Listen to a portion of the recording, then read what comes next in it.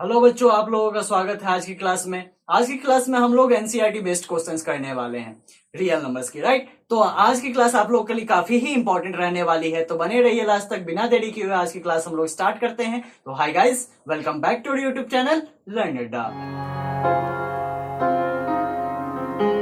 जैसा कि मैं बता चुका हूं कि एनसीईआरटी बेस्ड आज क्वेश्चंस हम लोग करने वाले हैं, तो ये डरने की कोई बात नहीं है। हम लोग पिछले वाले ही कॉन्सेप्ट जितने भी सीख चुके हैं उसके बेस्ड पे ही हम लोग क्वेश्चंस करेंगे, ठीक है। तो हम लोग का पहला क्वेश्चन क्या होने वाला है एनसीईआरटी का कुछ ज्यादा मतलब हाई लेवल का क्वेश्चंस नहीं है, इसलिए डरने की और भी कोई बात नहीं। तो हम लोग लेके चलेंगे। कुछ क्वेश्चंस देख लेते हैं पहले एनसीईआरटी की। तो एक्सरसाइज 1.1 की ये क्वेश्चंस दी हुई है। फर्स्ट चैप्टर की क्या है, is zero a rational number, can you write it in the form of p by q and where p and q are integers and q is not equal to zero. तो इससे इस question से आप लोग को क्या समझ में आ रहा होगा कि यहाँ पर क्या बोला गया है कि यहाँ पर जीरो पूछा गया है कि ये रैशनल नंबर है या नहीं। तो हम लोग क्या जान रहे हैं कि जीरो को हम लोग रैशनल नंबर लिख सकते हैं या नहीं लिख सकते हैं। पहले भी मैं बता चुका हूं, ये लिखा जा सकता है, ये रैशनल नंबर होती है। क्यों होती है, तो ये अगला सवाल पूछा रहा है कि can you write it in the form of p by q where p and q are integers and q is not equal to zero. तो यही कारण है कि मतलब हम लोग इसको पी बाई क्यू के फॉर्म में लिख सकते हैं। और यहाँ पर p और q क्या होगा, दोनों ही इंटीजर्स होगा, क्योंकि जीरो भी एक इंटीजर है, ठीक है। तो वो p बाई क्यू के q जो होगा वो इंटीजर्स होगा, और q क्या नहीं होना चाहिए, जीरो नहीं होना चाहिए, राइट। तो यहाँ पर q जीरो नहीं होगा। तो हम लोग इसको कैसे लिख सकते हैं, तो हम लोग फर्स्ट सवाल का आंसर क्या लिखेंगे, तो हाँ भाई ये क्या है, जीरो रैशनल नंबर है। तो yes, zero is a rational. तो ये हम लोग लिख सकते हैं, बिल्कुल ही लिख सकते हैं कि जीरो क्या है, हमारा रैशनल नंबर है। अब हम लोग को क्या पूछा जा रहा है, क्या हम लोग इसको पी बाई क्यू के फॉर्म में लिख सकते हैं क्या, तो बिल्कुल ही लिख सकते हैं। हम लोग पी बाई क्यू के फॉर्म में क्यों नहीं लिख सकते, हम लोग तो इसे लिख सकते हैं ना। ये क्या है, जीरो है, तो जीरो को हम लोग क्या लिख सकते हैं, जीरो बाई वन के फॉर्म में लिख सकते हैं क्या, बिल्कुल लिख सकते हैं, ठीक है। क्योंकि हम लोग वन से जीरो को डिवाइड दे तो एट लास्ट क्या होगा, जीरो ही ऑब्टेन होना है, ठीक है। तो हम लोग को अगला आंसर क्या देना है, उसमें भी क्या देना है, यस, ठीक है। यस के बाद आप क्या लिख दोगे, यही पूरा सेंटेंस लिख दोगे कि yes we can write it in the form of p by q where p and q are integers and q is not equal to zero. यहाँ पर क्यू जीरो हो रहा है क्या, नहीं हो रहा है, वन हो रहा है, ठीक है। तो क्यू जीरो नहीं होना चाहिए, ठीक, राइट। तो अगला क्वेश्चन हमारा क्या कह रहा है, अगला क्वेश्चन हमारा क्या है कि find six rational numbers between 3 and 4। तो यहाँ क्या बोला जा रहा है कि हमें 3 और 4 के बीच क्या निकालना है, सिक्स रैशनल नंबर्स निकालने हैं, ठीक। तो सिक्स रैशनल नंबर्स हमें निकालने हैं, तो उस समय हम लोग क्या करने वाले हैं, क्या करेंगे उसका, 3 और 4 में देखेंगे पहले कि कौन बड़ा नंबर है। तो हम लोग ऐसा ही करते थे, यदि एक रैशनल नंबर हमें निकालना रहता 3 और 4 के बीच, तो हम लोग क्या करते थे, 3 और 4 को क्या कर लेंगे, ऐड कर लेंगे, डिवाइडेड बाई 2 कर लेंगे, सिंपल था उस समय। लेकिन यहाँ पर क्या है, एक से ज्यादा दिया हुआ है, सिक्स रैशनल नंबर दिए हुए, तो इसको आप कैसे करोगे, तो इसमें आप पहले क्या करते थे, कंपेयर करते थे, ठीक है। हम लोग का पहला काम क्या था, कंपेयर करना सीखना, ठीक, कंपेयर रैशनल नंबर्स, ठीक है, रैशनल नंबर्स, ठीक। तो रैशनल नंबर को कंपेयर करते थे, तो हम लोग को क्या ऑब्टेन होता था, यहाँ पर आप देखोगे तो यहाँ पर आपको क्या ऑब्टेन हो रहा है, 3 छोटा है, 4 बड़ा है, ठीक है। तो इसको हम लोग क्या मान लेते थे, इसी को हम लोग x मान लेते थे, और इसको हम लोग क्या मान लेते थे, y मान लेते थे, ठीक है। अब हम लोग लेट d की वैल्यू फाइंड आउट करते थे ना, राइट, d की वैल्यू फाइंड आउट करते थे। तो d की वैल्यू फाइंड आउट करने में हम लोग क्या करते थे, y माइनस एक्स और n+1 करते थे, यही करते थे, ठीक है। n यहाँ पर क्या है, 6 है, ठीक है। क्यों 6, वैल्यूज निकालने हैं, इसलिए n की वैल्यू यहाँ पर क्या दी हुई है, n की वैल्यू बच्चों क्या दी हुई है, 6 दी हुई है। ठीक है, अब हम लोग को 6 वैल्यूज फाइंड आउट करने हैं, तो पहले d की वैल्यू फाइंड आउट कर लीजिए। तो d की वैल्यू यहाँ पर क्या फाइंड आउट हो जाएगी, d इक्वल टू क्या हो जाएगा, 4 माइनस 3 6 प्लस 1, यही हो जाएगी। ऊपर क्या होगा 1, नीचे क्या हो जाएगा 7, तो 1/7 ही क्या होगा, d की वैल्यू हो जाएगी। ठीक, अब हम लोग को क्या लिखना है, 6 रैशनल नंबर्स लिखने हैं। ठीक है, इन बिटवीन। ठीक, तो हम लोग क्या करेंगे, पहले 3 लिखेंगे। ठीक है, 3 हम लोगों ने क्यों लिखा, क्योंकि ये हमारा क्या है, शुरुआत वाला है, और हम लोग को क्या लिखना है, इन बिटवीन लिखना है, तो 3 सिर्फ तो लिख के छोड़ नहीं सकते, तो हम लोग क्या लिखेंगे 3 + 1/7, ये हमारा क्या हो जाएगा, फर्स्ट हो जाएगा। ठीक, सेकंड हम लोग लिखने के लिए क्या करेंगे, 3 + 2 × 1/7। ठीक, उसी तरह हम लोग क्या लिखते चल जाएंगे, मान लो कि उसके बाद क्या होगा, 3 + 3/7 हो जाएगा, उसके बाद 3 + 4/7 हो जाएगा, उसके बाद 5/7 हो जाएगा, उसके बाद क्या होगा 6/7 हो जाएगा। एट लास्ट हमारा क्या होने वाला है, इसी तरह क्या हो जाने वाला है, 6 × 7 हो जाने वाला है। मतलब यही हमारा क्या होने वाला है, यहां से लेकर यहां तक हमारा 6 रैशनल नंबर हो जाने वाला है। राइट, तो इस तरीके से सवाल हम लोग बहुत बार कर चुके हैं, इसलिए मैं जल्दी जल्दी बता दे रहा हूं। राइट, तो आप यदि नहीं देखे होंगे तो पिछले वाले वीडियोस को भी देख लीजिएगा, ताकि एक बार और रिवीजन हो जाए आपकी अच्छी तरह से। ऐसे तो एनसीईआरटी क्वेश्चंस में काफी ज्यादा कोई प्रॉब्लम्स वाली बात नहीं है। यहाँ पे भी पहला क्वेश्चन आपने देखा कि कुछ इस तरह की था, और सेकंड क्वेश्चन जैसे कि रैशनल नंबर हमें निकालना था। तो ये दोनों क्वेश्चंस मुझे अच्छे लगे थोड़े एक्सरसाइज फर्स्ट में, तो मैंने इन दोनों को करवा दिया। राइट, अब हम लोग सेकेंड एक्सरसाइज में चलते हैं। चलिए आइए अब हम लोग और एक प्यारा सवाल देख लेते हैं। तो क्या है सवाल, state whether the following statements are true और फॉल्स, जस्टिफाई योर आंसर। मतलब यहाँ पर क्या बोला गया है कि आपको ये स्टेटमेंट्स क्या करनी है, देखनी है, और इसमें क्या बताना है कि ये स्टेटमेंट ट्रू है या ये स्टेटमेंट फॉल्स है। राइट, यही करनी है। और हम लोग को यहाँ पर क्या करना है, हमें यहाँ पर जस्टिफाई भी करना है हमारा आंसर क्यों गलत है या फिर क्यों सही है, ये भी हमें क्लियर करना है। राइट, तो हम लोग पहले देख लेते हैं कि स्टेटमेंट्स क्या क्या दिए हुए।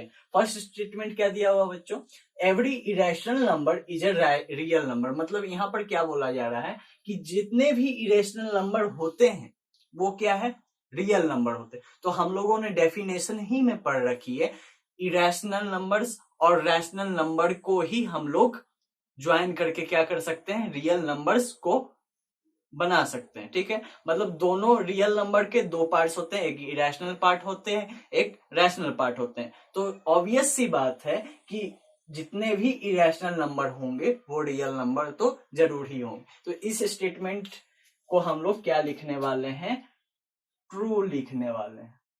ठीक है, और इसमें आप लोग जस्टिफाई करने के लिए अपना आंसर क्या लिखोगे, आप उसमें ये लिखने वाले हो कि इरेशनल नंबर भी किसकी पार्ट है, रियल नंबर की पार्ट है। मतलब आप क्या लिखोगे आंसर में, irrational number is also part of real number. ठीक है, जस्टिफाई वो आप आंसर करने के लिए लिख सकते।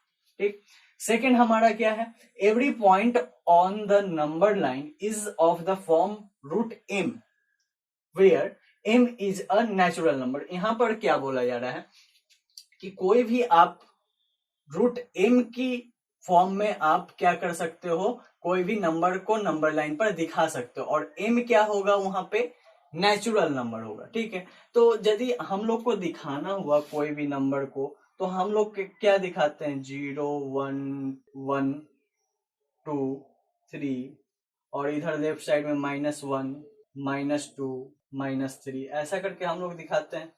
राइट, इस तरीके से ही हम लोग दिखाते हैं नंबर लाइन पे नंबर्स को। तो यहां पर देखो आप कि 1 2 3 तो हम लोग दिखा सकते हैं।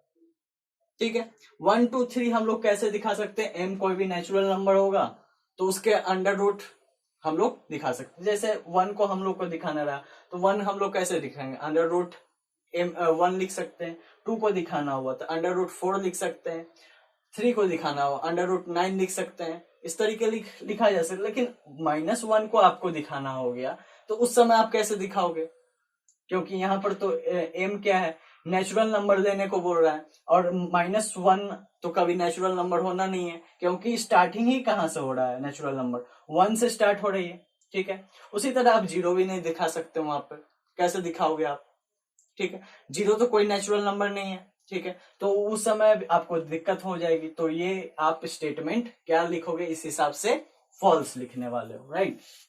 चलिए अगली स्टेटमेंट हम लोग क्या देख लेते हैं, every real number is an irrational number, मतलब जितने भी रियल नंबर है इरेशनल नंबर होते हैं। तो हम लोगों ने अभी ही क्या पढ़ा कि इरेशनल नंबर और रैशनल नंबर दोनों ही क्या पार्ट है, रियल नंबर के पार्ट। लेकिन रियल नंबर बोल दिया जाए कि इरेशनल नंबर ही सिर्फ होगा तो ये तो बात गलत हो गई। ठीक है, जैसे देखो आप 2 भाई हो, ठीक है, आप दोनों भाई के पिता कौन है, जो आपके पिता है, ठीक है, वो तो चलेगा, राइट। ठीक है, लेकिन आपके पिता के सिर्फ एक बेटे बोल दिया जाए यहां पर तो वो तो नहीं चलेगा, क्योंकि आपके पापा के तो 2 बेटे हैं, आप और आपके भाई। तो उसी तरह यहाँ पर क्या बोला जा रहा है कि एवरी रियल नंबर, इसको आप पापा की तरह ट्रीट करो तो ये क्या होगा, उसका सन होगा। ठीक है, सन डॉटर जो भी है आप मान लो। ठीक है, तो वो क्या हो जाएगा, तो आप इसका क्या है, 2 बेटे हैं या फिर 2 डॉटर्स हैं या 1 बेटा 1 बेटी है। ठीक है, तो यहाँ पर सिर्फ 1 बेटा या बेटी का नाम लिया गया है तो ये सरासर गलत है। ठीक है, क्योंकि उसके तो है 2 संतान। ठीक है, तो उस हिसाब से क्या हो जाएगा, ये क्या हो जाएगा, फॉल्स हो जाएगा, राइट। तो ये हमारा प्यारा सा एक सवाल था, काफी ही आसान था, राइट। अगला क्वेश्चन हम लोग देख लेते हैं। अगला क्वेश्चन है बच्चों 1.2 ही एक्सरसाइज से है, सेकंड नंबर क्वेश्चन है। क्या बोला जा रहा है देख लेते हैं, ये भी काफी आसान सी क्वेश्चन है। Are the square roots of all positive integers irrational. क्या बोला जा रहा है यहाँ पर कि जितने भी स्क्वायर रूट हैं किसके, सभी पॉजिटिव इंटीजर्स, सभी पॉजिटिव इंटीजर्स बोले तो 1 2 3 4 5। ठीक है, उसके क्या होंगे कि स्क्वायर रूट निकालने पर सभी इरेशनल आएंगे क्या, तो ऐसा कभी नहीं हो सकता। हम लोग ने क्या पढ़ा, √1 हम लोग करें तो 1 आता है। ठीक है, तो उस समय 1 क्या हो जाएगा, रैशनल नंबर होगा, इरेशनल नंबर तो नहीं होगा। हाँ, हम लोग √2 करें तो वो क्या हो जाएगा, इरेशनल नंबर होगा। ठीक है, उसी तरह √3 करेंगे तो इरेशनल नंबर होगा, लेकिन √4 कर देंगे तो 2 हो जाएगा, 2 आ जाएगा हमारा आंसर। तो उस समय हम क्या लिख सकते हैं, वो रैशनल नंबर होगा, इरेशनल नंबर नहीं। तो ये क्या है, हमेशा क्या होगा, ये इरेशनल नंबर देगा क्या, तो ये फर्स्ट का तो आंसर हमारा क्या हो जाएगा, नो। ठीक है, no the square roots of all positive integers are not irrational. ठीक है, ये आप लिखोगे। ठीक है, फर्स्ट पार्ट का ये आंसर हो गया। ये क्या है, फर्स्ट पार्ट का आंसर हो गया। ठीक है, फर्स्ट पार्ट। अब सेकंड पार्ट हमारा क्या बताया जा रहा है, if not give example of square root of a number that is a rational number. यदि ऐसा नहीं है तो हम लोगों ने कह ही दिया कि नहीं है। यदि ऐसा हो कि नहीं हो तो हम लोग को कुछ एग्जाम्पल्स बताने हैं कि जो रैशनल नंबर प्रोवाइड करते हैं। तो हम लोग काफी सारे एग्जाम्पल दे सकते हैं, एग्जाम्पल्स की कमी थोड़ी है। आप √1 ले लो, √4 ले लो, √9 ले लो, ये सब क्या देंगे, ये सब ये 1 4 9 ये सब क्या है, पॉजिटिव इंटीजर्स है। और ये सब क्या देने वाले हैं, रैशनल नंबर। इसका क्या हो जाएगा, इसका हम लोग निकालेंगे तो 1 हो जाएगा, इसका निकालेंगे तो 2 हो जाएगा, इसका निकालेंगे तो 3 हो जाएगा। ठीक है, तो इस तरह से काफी सारे हम लोग एग्जाम्पल्स दे सकते हैं। ठीक है, तो यहाँ पर तो हम लोग को क्या बोला गया है कि कुछ एग्जाम्पल्स दे देने थे कि जिससे हम लोग बता सकें कि ये रैशनल नंबर होता है। तो ये हम लोगों के लिए कुछ क्वेश्चंस था, काफी ही इजी था एक्सरसाइज 1.2 से, राइट। चलिए अब हम लोग एक्सरसाइज 1.3 की क्वेश्चंस देख लेते हैं। ठीक है, तो 1.3 की भी एक बेहतरीन क्वेश्चंस दी गई है, सेकंड नंबर क्वेश्चन आप लोग देख सकते हैं अपने बुक में एनसीईआरटी की। तो वो क्या दिया गया है, यू नो डेट 1/7 की वैल्यू क्या दी गई है, 0.14287 बार दी गई है, मतलब 1 2/7 की वैल्यू दी गई है और हमें क्या बोला गया है कि विदाउट हम लोग को क्या करना है, लॉन्ग डिवीजन किए हुए हम लोग को डेसिमल एक्सपेंशन में क्या हम लोग 2/7, 3/7, 4/7, 5/7 और 6/7 को दिखा सकते हैं क्या, ये पूछा गया। यदि दिखा सकते हैं तो कैसे दिखा सकते हैं वो हम लोग को बोला गया। तो आइए देखते हैं हम लोग क्या कर सकते हैं इसके लिए। तो यहाँ पर बोला गया क्या हम लोग दिखा सकते हैं, तो हाँ बच्चों बिल्कुल हम लोग दिखा सकते हैं इसे, ठीक है। तो हम लोग दिखाएंगे कैसे, ये तो हो गई कि हम लोग दिखा सकते हैं, ठीक है। अब हम लोग कैसे उसको दिखा सकते हैं, तो 1/7 की हमारी वैल्यू क्या दी गई है, 1/7 की वैल्यू 0.14287 की बार दी गई, यही दी गई, ठीक। तो हम लोग 2/7 की वैल्यू लिखना चाहें बच्चों तो क्या होगा, 2 मल्टीप्लाइड बाई 1/7 लिख सकते हैं क्या, ऐसा लिख सकते हैं, बिल्कुल ही लिख सकते हैं। तो 2 से हम लोग क्या करेंगे, 1/7 की वैल्यू क्या दी गई, 0.14287, यही दी गई। तो इसको हम लोग मल्टीप्लाई कर देंगे, मल्टीप्लाई करने पे क्या होगा, 2 7 जा 14, 14 2 8 जा 16, 16 1 17, ठीक है। और 2 2 जा 4 4 1 5 और 2 4 जा 8 और 2 2 जा 2 और यहाँ पर 0, ठीक ठीक। तो ये इस तरीके से हम लोग 2/7 की वैल्यू निकाल लेंगे, ठीक है। उसी तरह हम लोग 3/4 3/7 4/7 5/7 6/7 की भी हम लोग वैल्यू प्रिडिक्ट कर सकते हैं। तो इसी तरह से हम लोग कुछ कर सकते हैं इस प्रॉब्लम को सॉल्व, ठीक है। अगली क्वेश्चन हम लोग देखते हैं, अगला क्वेश्चन भी बेहतरीन है। तो उसमें क्या बोला गया, look at the several examples of rational numbers in the form of p y. मतलब आप लोग रैशनल नंबर्स को पी वाई क्यू के फॉर्म में जरूर ही देखते होंगे, राइट। और पी वाई क्यू के फॉर्म में देखते होंगे और क्यू क्या होता होगा, वहां पर 0 नहीं होता होगा, ठीक है। ये क्राइटेरिया है रैशनल नंबर की, ठीक। तो यहाँ पर क्या बोला है, पी और क्यू क्या है, इंटीजर्स है, जो कि उसमें कोई भी कॉमन फैक्टर नहीं है 1 के अलावा। मतलब ये क्या है, सिंपलेस्ट फॉर्म में है रैशनल नंबर जो भी है। और यहाँ पर क्या बोला गया, having the terminating decimal representation, मतलब यहाँ टर्मिनेटिंग रैशनल नंबर है, सिंपलेस्ट होने के साथ साथ क्या है, ये टर्मिनेटिंग है, ठीक है। मतलब ये एक्सपेंशन क्या हो जा रहा है, कहीं इंड हो रहा है, मतलब ये रेकरिंग नहीं है, रिपीटिंग नहीं है, बिल्कुल भी नहीं। तो can you guess what property q must satisfy, तो आप क्या बता सकते हैं कि यहाँ पर क्यू कौन सी प्रॉपर्टी सेटिस्फाई कर रही है। तो हाँ भाई बिल्कुल हम लोग बता सकते हैं। जैसे आप लोग देखो 3/2 लिखूं मैं, तो क्या ये है सिंपलेस्ट फॉर्म में, तो बिल्कुल है। 3 और 2 का 1 के अलावा और कोई कॉमन फैक्टर नहीं है, ठीक है। टर्मिनेटिंग है क्या, हाँ बिल्कुल है जी। क्यों है, क्योंकि यहाँ पर क्या है, इसका फैक्टर प्राइम फैक्टर क्या है, 2, ठीक है। अब हम लोग क्या लिख सकते हैं, और क्या लिख सकते हैं, 11/10 लिख सकते हैं क्या, बिल्कुल ही लिख सकते हैं। यहाँ पर 11 और 10 क्या है, 2 इंटीजर्स हैं, ठीक है, पॉजिटिव इंटीजर्स दिए हुए हैं। और क्या है यहाँ पर कॉमन फैक्टर 11 और 10 का 1 के अलावा कोई नहीं है, 1 के अलावा कोई नहीं है, ठीक है। और ये क्या है, सिंपलेस्ट फॉर्म में है, 1 के अलावा और कोई नहीं है, मतलब ये सिंपलेस्ट फॉर्म में। और क्या है, ये टर्मिनेटिंग है क्या, हाँ जी बिल्कुल है।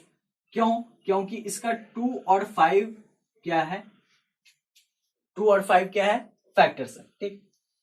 अब अगला हम लोग देखते हैं, अगला हम लोग क्या एग्जांपल ले लें, अगला हम लोग ले लेते हैं 11। तो 11/15 हम लोग देखें बच्चों, तो यहाँ पर क्या है, 11 और 15 का भी 1 के अलावा और कोई कॉमन फैक्टर्स नहीं। लेकिन यहाँ पर आप देखोगे 15 में क्या है, इसके प्राइम फैक्टर्स 3 और 5 तो होने चाहिए टर्मिनेटिंग में, लेकिन 3 नहीं चलेगा, ठीक है। तो ये क्या हो जाएगा, कैंसिल हो जाएगा, ये एग्जाम्पल के लिए सूट नहीं करता। तो हम लोग को प्रॉपर्टी क्या होना चाहिए क्यू की, कि क्यू क्या होना चाहिए, उसमें 2 और 5 के अलावा कोई और फैक्टर्स नहीं होने चाहिए। मतलब 2 और 5 ही नीचे के फैक्टर्स होंगे, प्राइम फैक्टर्स। यदि हम लोग प्राइम फैक्टराइजेशन करें नीचे का, तो वो क्या होगा, टर्मिनेटिंग हो, ठीक। तो इस तरीके के कुछ एग्जाम्पल्स हम लोग को काफी इंटरेस्टिंग थे इस एक्सरसाइज में, राइट, ठीक। तो बच्चों आज की क्लास यही हम लोग खत्म करते हैं, क्योंकि मैं नहीं चाहता कि ये वीडियो काफी लंबा हो जाए। तो अगले वीडियो में भी हम लोग एनसीईआरटी क्वेश्चंस ही करने वाले हैं, जो कि आपके लिए काफी ही हेल्पफुल साबित होगा। तो आप चाहे तो इस वीडियो को फिर से रिमाइंड करके देख सकते हैं, अच्छी तरह यदि समझना चाहें तो। फिर मिलते हैं अगले वीडियो में। Thank you very much.